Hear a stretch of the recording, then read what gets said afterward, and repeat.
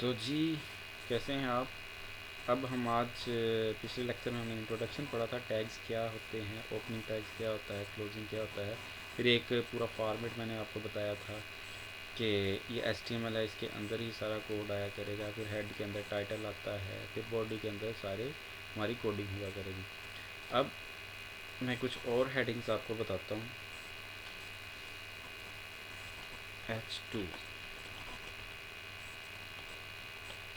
HTML की जो headings है वो 1 से लेके 6 तक होती हैं। तो ये टोटल 6 हेडिंग्स होती हैं, हेडिंग 2। तो मैं इसको कॉपी कर लेता हूँ और बाकी 6 को भी हम ऐसे ही लिख लेंगे। अब जैसे मैं इसको रन करता हूँ तो इसका साइज़ पहले वाले से थोड़ा छोटा है, तो ये इसका साइज़ इसका ही फ़र्क है, बाकी वर्किंग इनकी सेम है। अब मैंने इसको कॉपी किया हुआ है, तो इसको मैं कर देता हूँ 3।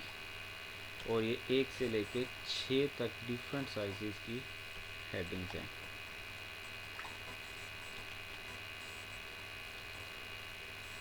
H4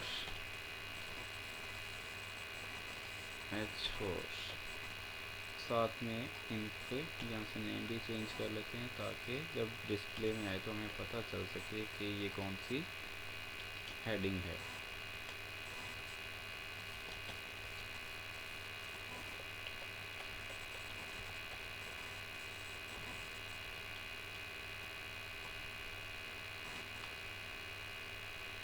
जो हमारी लास्ट हेडिंग रही है वो H6 है।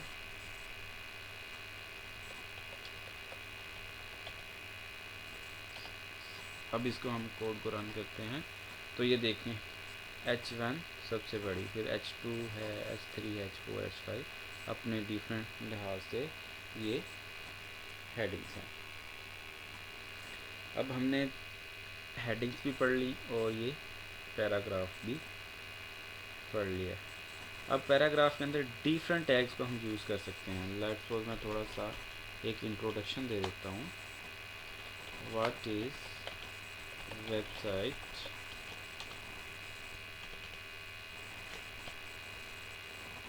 How we can create a website.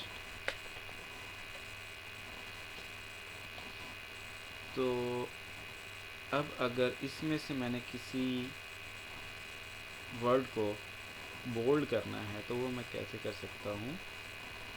B tag के ज़रिए।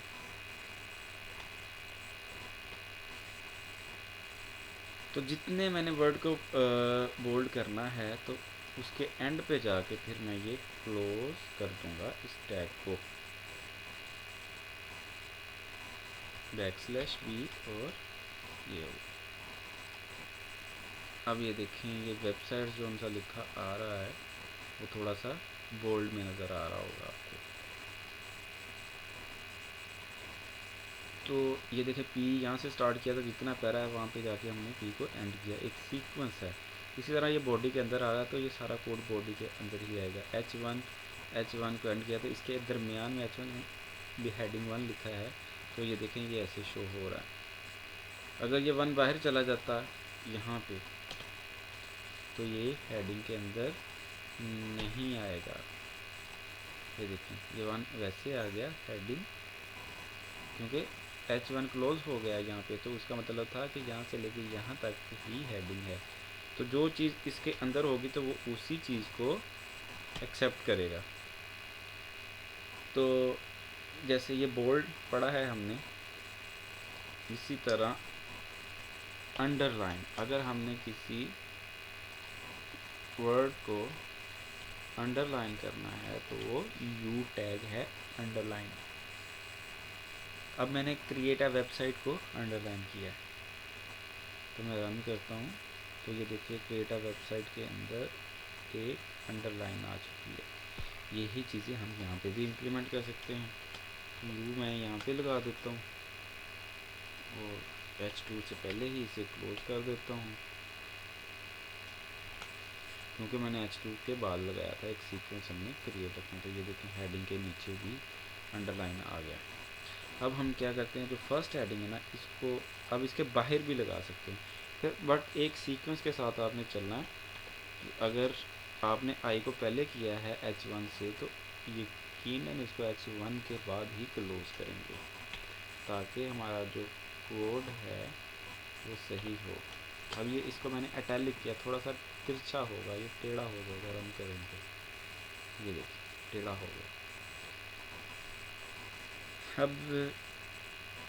अब देखें ये चीज़, अगर मैंने इसको स्टार्ट में इससे पहले लगाया तो मैं एंड भी उसी H1 के बाद करूँ, मैं इसको यहाँ पे क्लोज नहीं कर सकता।